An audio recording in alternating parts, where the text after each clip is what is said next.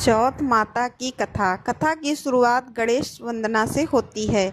आषाढ़ मास की चतुर्थी सकट चौथ के दिन चौथ माता और विनायक जी की पूजा की जाती है। शाम को चंद्रमा निकलने पर अर्घ देकर व्रत खोला जाता है। इससे सुहाग अखंड रहता है और संतान दीर्घायु होती है। कहानी। एक नगर में एक बूढ़ी माई रहती थी जो अपने बेटे की सलामती के लिए साल के 12 महीनों की चौथ का व्रत करती थी।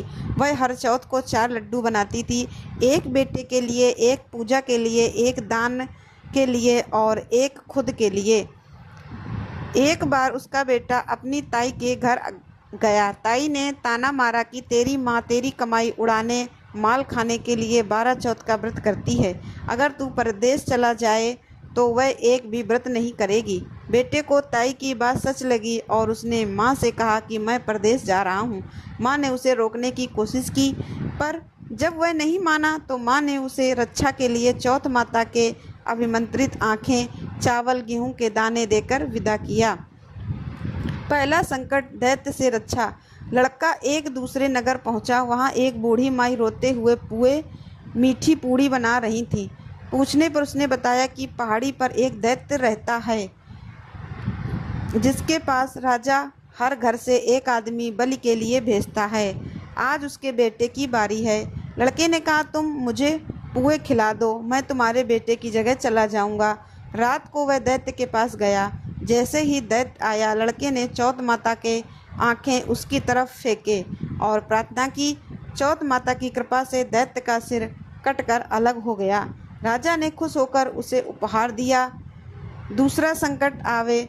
चलते चलते वह एक और नगर पहुंचा। वहां मिट्टी के बर्तन पकाने का आवा भट्ठा तभी पकता था जब किसी इंसान की बलि दी जाती थी। सिपाहियों ने उस लड़के को पकड़कर आवे में चुन दिया। लड़के ने फिर से चौथ माता के आंखें आवे में डाल दिए।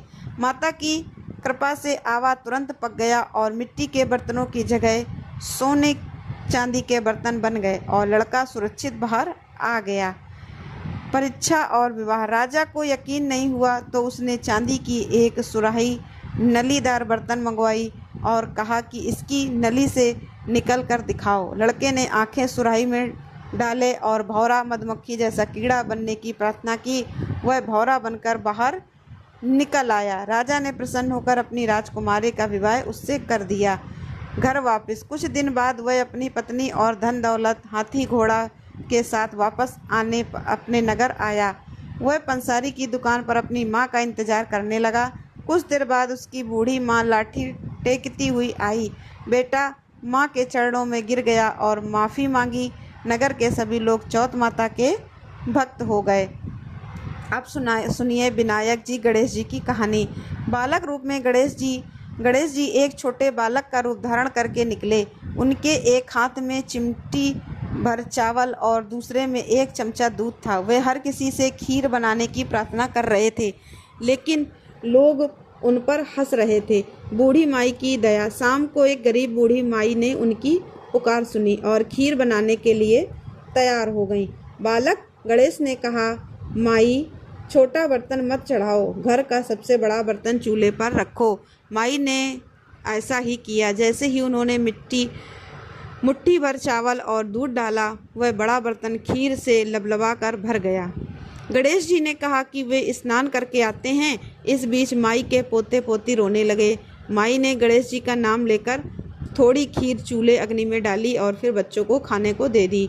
खुद को भूख लगी तो दरवाजे के पीछे बैठकर गणेश जी के आपके भोग लगे कहकर खुद भी खा ली।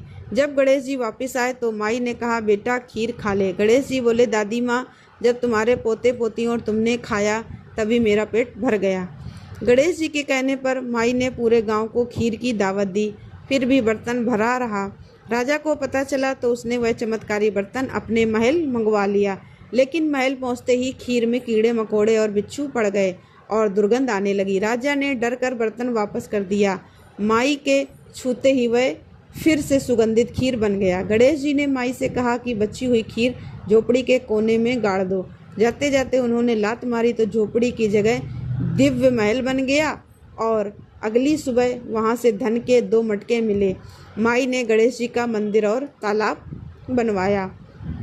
भाई बहन और सिद्धि विनायक की कथा। एक बहन का नियम था कि वह रोज सुबह अपने भाई का चेहरा देखकर ही भोजन करती थी। रास्ते में जंगल की झाड़ियों और कांटों से होकर वह जाती थी, जहाँ पीपल के नीचे गणेश जी की मूर्ति थी। वह रोज प्रार्थना करती थी, मेरे भाई जैसा अमर सुहाग और अमर पीहर सबको मिले। एक दिन उसके पैरों में कांटे देखकर भाई ने कुल्हाड़ी से सारी झाड़ियाँ साफ कर दी, जिससे गणेश जी की मूर्ति भी वहाँ से हट गई। गणेश जी क्रोधित हो गए और भाई के प्राण हर लिए। जब लोग भाई के शव को ले जा रहे थे तो बहन रास्ते में हटी हुई मूर्ति को देखकर रुक गई। उसने मूर्ति को अच्छे स्थान पर रखा और प्रार्थना की। तब सिद्धि विनायक गणेश जी ने प्रसन्न होकर आकाशवाणी की, बेटी इस खिचड़ी एक पेड़ की 7 पत्तियां लेकर जा, उसे कच्चे दूध में घोलकर भाई पर छिड़क दे। बहन ने ऐसा ही किया और उसका भाई जीवित हो उठा। लपसी और तपसी की कहानी। लपसी और तपसी नाम के 2 भाई थे। तपसी हमेशा तपस्या करता था और लपसी रोज भगवान को लपसी दलिया जैसी मीठी डिश का भोग लगाता था। दोनों में बहस हुई कि कौन बड़ा है। नारद जी ने परीक्षा लेने के लिए दोनों के आगे एक एक कीमती अंगूठी रख दी। तपसी ने अंगूठी अपने घुटने के नीचे छुपा ली, लालच के कारण, जबकि लपसी ने ध्यान नहीं दिया और भगवान के भजन में लीन रहा। नारद जी ने तपसी की चोरी पकड़ ली और कहा कि तपस्या के बाद भी तुम्हारा लालच नहीं गया, इसीलिए लपसी बड़ा है।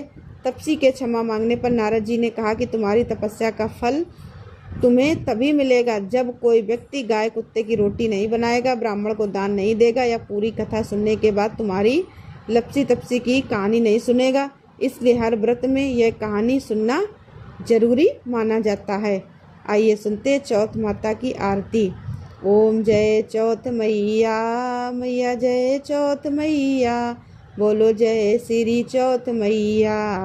ऊंचे पर्वत मंदिर शोभा अति भारी, ओम जय चौथ मैया।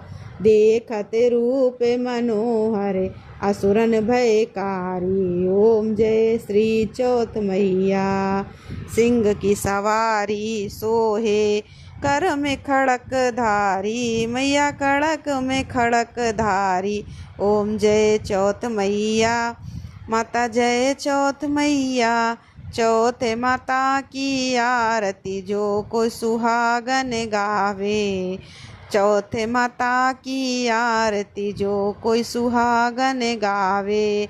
बढ़त सुहाग की लाली, बढ़त सुहाग की लाली, सुख संपत्ति पावे। ओम जय श्री चौथ मैया, ओम जय श्री चौथ मैया। बोलो चौथ मैया की जय, बोलो गणेश भगवान की जय। दोस्तों वीडियो को लाइक और चैनल को सब्सक्राइब अवश्य करिएगा। धन्यवाद दोस्तों।